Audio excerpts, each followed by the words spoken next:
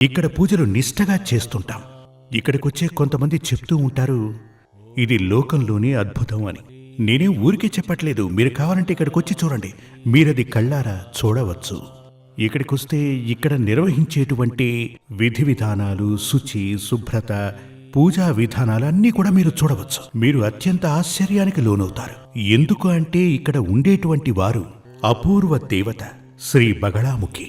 శ్రీ బగళాముఖీదేవి. చాలా మంది నన్ను అడుగుతూ ఉంటారు, అమ్మవారికి అంత శక్తి, అంత మహత్తే ఉంటే ఎందుకని మరిన్ని దేవాలయాలు లేవు? ఎందుకు అంటే ఆవిడకంటూ కొన్ని విధి విధానాలున్నాయి. వాటిని తప్పనిసరిగా పాటించాలి. లేదు అంటే గనక ఆరాధన చేసే వ్యక్తికే ప్రమాదం వస్తుంది. అంటే పూజారే ప్రమాదంలో పడతాడు. ఇక్కడికొస్తే మీకు అన్ని విషయాలు తెలుస్తాయి. విధి విధానుసారమే ఇక్కడ పూజలు నిర్వహిస్తారు. అలాగనమాట. మనిషిగా పుట్టిన ప్రతి ఒక్కరూ శరీర రూపేణా మనిషిగా ఉంటూ మానసికంగా మృగంలా ప్రవర్తించేవాళ్లు 1,00,000 మంది ఉన్నారు.